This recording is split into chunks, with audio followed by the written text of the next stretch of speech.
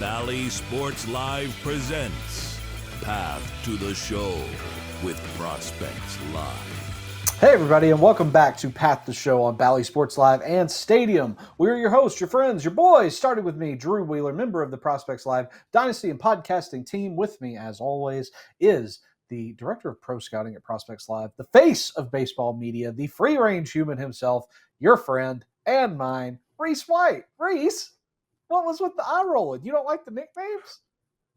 I like the free-range human. I do not like the face of baseball media, but I just have to roll with it at this point.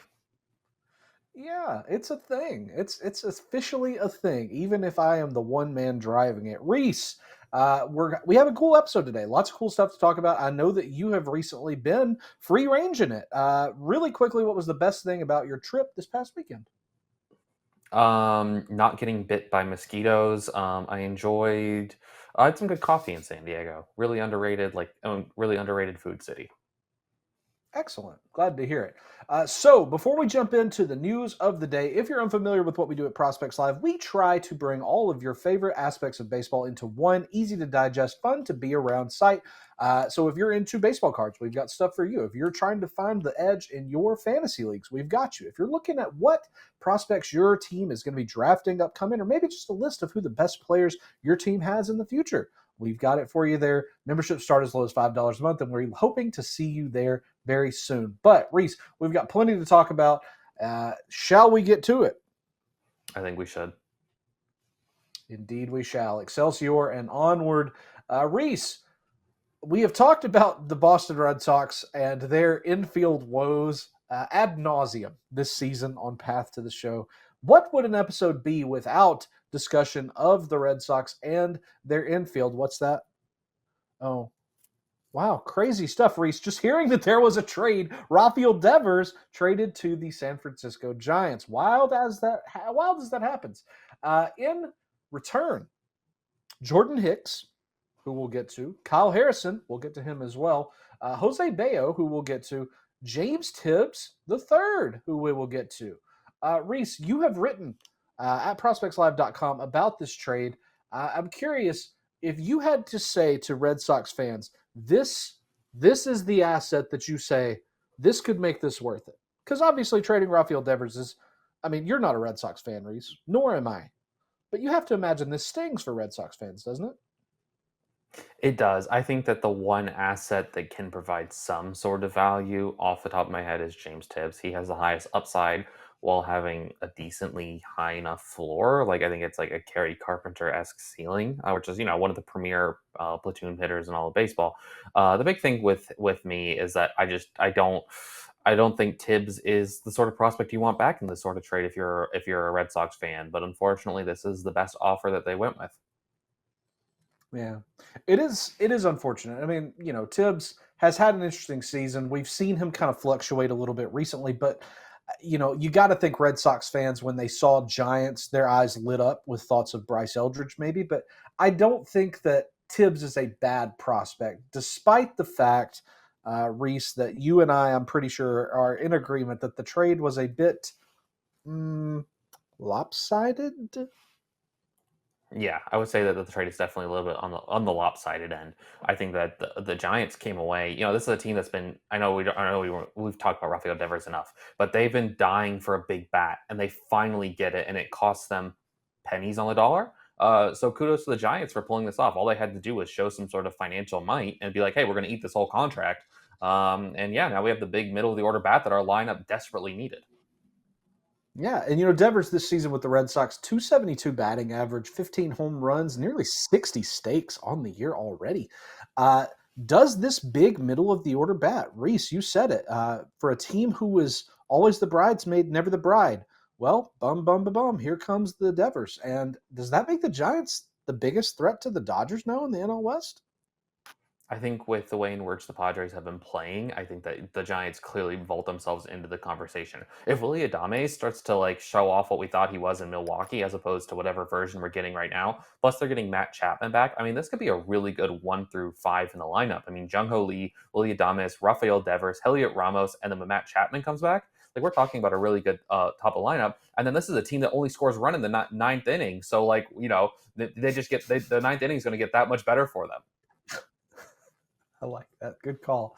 Let's kick it back to Boston really quickly. I know we talked about Tibbs, a guy who will likely at his peak be a platoon guy, but I think that that's still workable and fine. We know Tibbs hits righties really well, struggles with left-handers. But speaking of pitching, Kyle Harrison also sent to Boston this trade, a very highly regarded pitcher and prospect of his own very recently, immediately sent to AAA.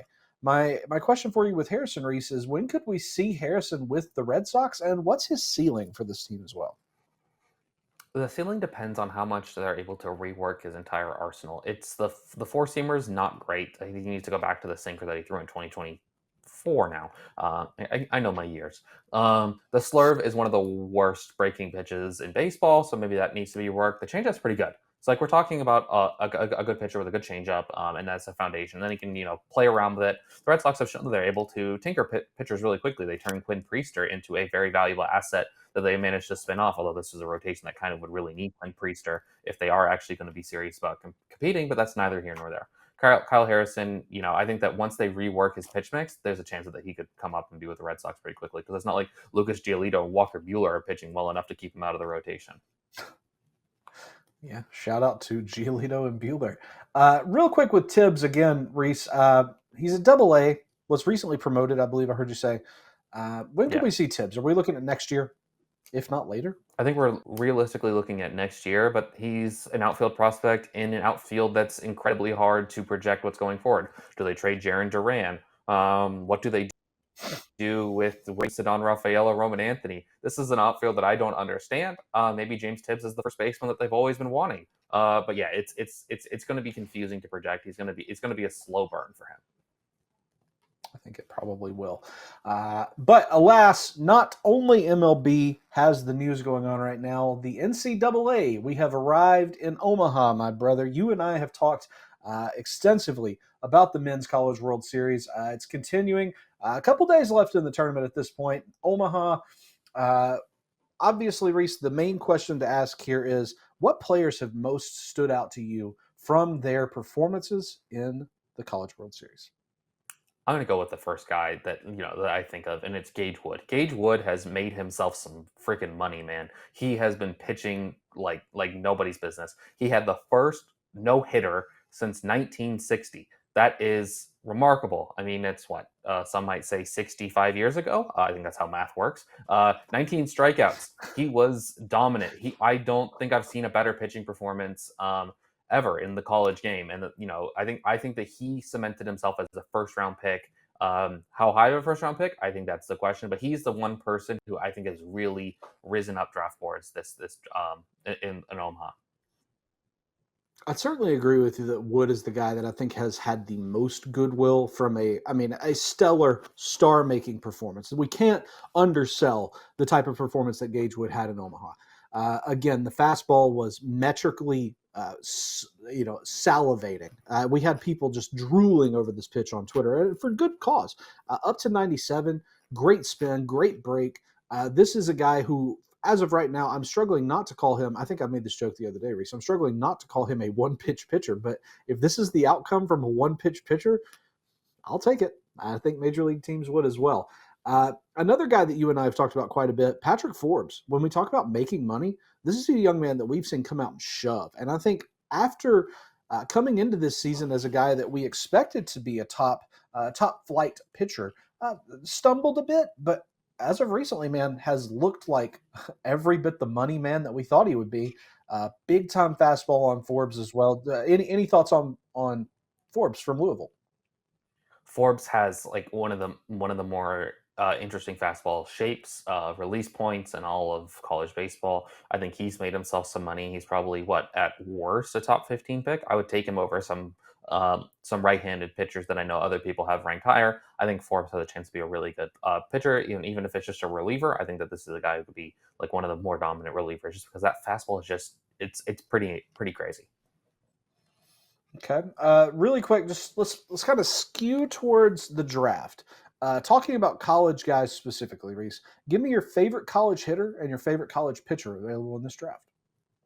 Avia Arquette, he's probably the best college bat in this draft. He unfortunately he did everything that he could to get Oregon State to make it to the College World Series. Unfortunately, the rest of the team just wasn't able to hold up their end of the bargain. He's my favorite college bat. He's probably going to be the first college bat. I know it's not fun to always go with the first.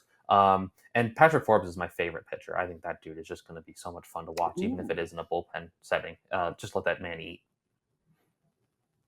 Very interesting. Well, I know that there are plenty of options from the University of Tennessee that I could choose, but I won't. I will not be a homer, and I'll instead choose Zach Root, because something that we're not thinking about is that with Gage Wood having all this attention, I think that Arkansas pitchers may be overshadowed. So I think that Zach Root could be a really tremendous sign for a team. This is a guy with a lot of funk, with a decent body to be a pro pitcher, and has shown that he can last and survive, and not even survive, but thrive against quality competition all season long. And then in terms of bats, I will give a hearty nod and a thumbs up to Mason Neville of Oregon. Led the country in home runs for much of the season. A lot of power. After transferring from Arkansas, he really showed that he belonged, and had a really strong season with the Ducks in Oregon. So, Reese, shall we kind of continue down this path, though, to the MLB Draft Combine? Occurred earlier this week. Things going pretty well there. We had boots on the ground at Prospects Live. Our dear pal, Nate Rasmussen. Shout out Nasty Nate on the path to the show. Nate's there. He's interviewing players. He's getting live looks. All kinds of data and information going live on our Twitter, on prospectslive.com. I'm curious, man, what is it that people should look to take from information that is produced from the Draft Combine, Reese? And when I say that, I guess my question is, whether it's from Prospects Live, whether it's from MLB Pipeline, whether it's from any source or avenue, what should you be looking to glean from the Combine? You should be looking to see what the tools of these players are. We're going to see some run, we're going to see some sprints, we're going to see some exit velocities, we're going to see some players hit with wood for the first time in a long time. So that's what we're going to be taking from this. It's just a chance to look and evaluate the tools in a very controlled setting. I don't think you should be taking too much from this look, but it's still a valuable look. On that note, Reese, super quickly, one name in from the first couple days of the Combine that stood out to you. Just give me one name real quick. You guys will have to look it up on your own time. Brandon Compton. That's a good one. That was the one I was going to say. Okay, then I'll go with two. I'll say Quentin Young and Cooper Underwood. Look those guys up. Both incredibly talented for different reasons. Reese, we can't have this show without talking about major league promotions, can we? I think that's kind of the deal, right? We talk about the minor leagues, the path to the show, and so obviously reaching the show is something we should celebrate, right? Yeah. Well, you guys in the truck, let's play the video because we have got another promotion to talk about. So you guys at home, watch along as well. You know, we're super proud of you. Thank you. From the work you put in, you know, I can't say enough of how you work and how you play. You play the right way. Did you take Mary Lannis to the airport? Nah, I was just pulling her out. Well, good, because you're going to the big leagues. Awesome, man. Proud of you, brother. You hear me? Play hard, play hard, play hard. Reese, Brady House, he's here. He's arrived in Washington, and a house has come home. What's the big outlook? What's the ceiling for Brady House in Washington? Instead of it being Corey in the house, it's Brady in the house. It'd be making his way to DC. What can they expect from him? I don't really know if it's anything. I mean, it's better than what they have been rolling at third base. I mean, I think he's about a league average bat who is an above average defender at third base, which carries a lot of value. I think so too. And Reese, you just said it a moment ago. What's every home run going to be called for this guy? It should be a house call, and if he hits a grand slam, it should be a house party. There you go. So you guys at home, keep the party rolling. And obviously, we're going to be sticking around, but we've got to dip out real quick because we've got a couple messages to show you, a couple things to take care of. But after the break, we're going to be talking about some of the players that are really burning it down this year in the minor leagues. So if you will, stay tuned right here, Bally Sports Live Stadium. It's Path to the Show. We'll be right back. Visit prospectslive.com for top prospects rankings, video, scouting reports, and live action write-ups. Join their Patreon and get exclusive insights to dominate your fantasy league.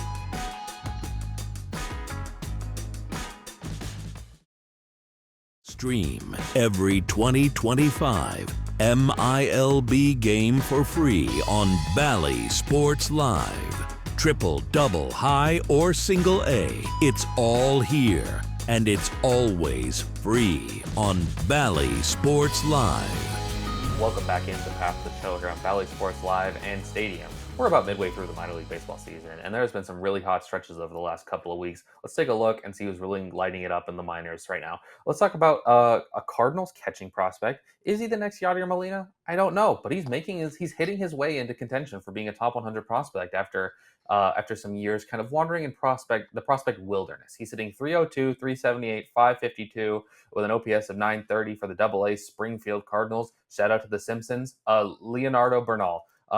He currently leads the Texas League with 11 home runs. He is second with 40 stakes. When do you think the timeline for him to St. Louis is, Drew? He made it through the wilderness. Somehow he made it through. Didn't know how lost he was until he found his swing, I suppose, Reese. But yeah, second time through the Texas League for Bernal. I'm impressed. I'm impressed with what I see. I'm a bit of a catcher guy, as you well know, Reese. I think that the timeline to St. Louis is probably still a ways off. I would say probably 2026 is safe because we've seen the Cardinals catching core be alliteration out of my mind right there, by the way. But we've seen the Cardinals catching core be pretty interesting this season and not leave much to be desired. But between Bernal and Jimmy Crooks, the Cardinals have got some interesting catchers in the wings waiting. So maybe this is just like a catcher development plant in St. Louis that we're unaware of. I'm curious, of those two, Reese, who do you prefer, Crooks or Bernal? I'm going to go with Bernal. I think that he's a better defender, but Crooks has a better bat. That's fair. What do you think the ceiling on Leonardo Bernal is before we go on to our next prospect? Ooh, I don't know. I think that, like you said, the defense for Bernal is solid. I do like that what we're seeing from him as well is we're seeing a significant amount more power, Reese, than we've ever seen. And this is a guy that's 21 in AA. That's not very old for the level, but his highest isolated power metric thus far in his career, Reese, has been 199 in his first taste of A ball back in 2022 as an 18-year-old.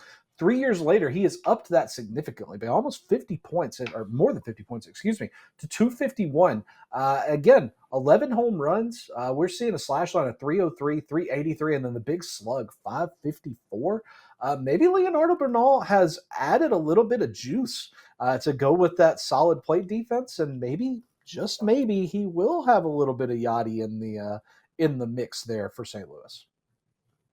I think I that's need what to the St. clarify. Louis heart. This is not Yadier Molina. This is not Yadier Molina. This could be a quality catcher at the major league level. Right, I'm with you. I knew what you were throwing down. Let's move on to our next prospect, Jonah Tong. He's been pitching for the AA Binghamton Rumble Ponies. Say that 5 times fast. Tong is currently 5-3 with a 1.97 ERA over 51 in the third innings. He leads the Eastern League in ERA with that 1.97 and strikeouts with 96. He's lapping the field. The next closest guy is 74. Batters are just hitting 141 off of him. When do you think he'll get promoted to AAA? Needs to be very soon. I love what Tong is doing right now. Right now in AA this season, running a 33% called strike and whiff rate. That's insane. Just really, really pitching incredibly well. 50% of his pitches, first strike percent rather, 50% of his first pitches in a at bat are strikes. That's great. Getting about a 16% swinging strike rate. All of these numbers, I should say also, Reese, are down from his historic highs, which means that as he's growing, he is meeting the level of competition and still succeeding. So I'd like to see a promotion this season, but I don't think we're going to see him in Queens this season necessarily. I think that the Mets certainly have time to wait. I'll answer your question, though, with another question. Is there any logic behind the Mets trading a Jonah Tong for maybe some reinforcements at the deadline? Either trading him or throwing him into the bullpen to reinforce a bullpen that sort of needs a little bit of help. I mean, they've had some injuries. This is a team that could really use. He's got a weird delivery too. Maybe it plays up this season out of the bullpen, and then they can re-stretch him back out. So maybe he's able to help them in that way, or if he is part of a trade piece for maybe a good number 2. This rotation needs a little bit of lengthening out. So yeah, I think that he can definitely help them out in one way or the other. I think you're probably right about that. Tong, the cool thing again, you mentioned it, but the delivery, the over the top delivery is just that. It's over the top. And I think that, like you said, it really plays into the deception for this guy that I'm a really big fan of. And it seems like you're relatively high on Tong as well. Yeah, I think he's a good prospect. Let's move on to our next prospect, Jared Thomas. We're moving all the way over to the other side of the country. We're going to Spokane, Washington. He's with the high A Spokane Indians. He's currently hitting 313, 416, 474 with an OPS of 890. He leads the Northwest League in batting average. He has 36 RBIs, 9 home runs, 7th in the league. What do you think Jared Thomas's ceiling is? I quite like Jared Thomas. If I'm not mistaken, I'd say I'm the high guy on the dynasty team, at least on Thomas. Not that that's important, being the high man on any certain player, but I've followed Thomas since his time at excuse me at the University of Texas, and I believe my favorite way of describing him, Reese, is that he has enough power. And then to kind of double down on that, I said he was an educator. And in saying that, he educates pitchers on where they should not pitch. If you leave something in the zone for Jared Thomas, he will take it. Currently, we're seeing actually a little bit less power than he showed last year in his stint with Class A. After he was drafted, that is. But the contact is there. The speed has come out in really in spades. 19 stolen bases thus far for Thomas. In just 64 games. He is 21 years old at Class A Advanced. Reese, I think that a promotion for Jared Thomas to Double A this season and maybe just coast out the end of the year there is something I'd really like to see. And for Colorado, who we know they have a glut of outfielders who have interesting tools here and there, I think Thomas is showing that he may be one of the players that could put it all together sooner rather than later. I'm with you 100%. And honestly, I think we'll both agree. We'll probably see him at 2026 towards the second half of the season because the Rockies do tend to be a little bit slow rolling with their prospects. So July really quickly, 17th, let's talk about 2026. Write it down. Oh, I like it. I'll also circle back on that. Let's talk really quickly about Bubba Chandler. Why is he not up yet? I don't know. He's got to work on some stuff. He's got to work on some stuff. He's had a couple he's had a couple. The ceiling for him's still the same. He's the second best pitching prospect in all the land in my mind. I'm not worried about the couple of rough starts here and there. He still has a 2.63 ERA over 51 in the third inning, 60 strikeouts with a WHIP of 1.19. Pitchers have bad starts. I'm not worried about it at all. And one thing you should not be worried about is we're going to take our second break. We're going to come right back to recap the last week around the minor leagues. Stay tuned. We'll be right back. Visit prospectslive.com for top prospects rankings, video, scouting reports, and live action write-ups. Join their Patreon and get exclusive insights to dominate your fantasy league.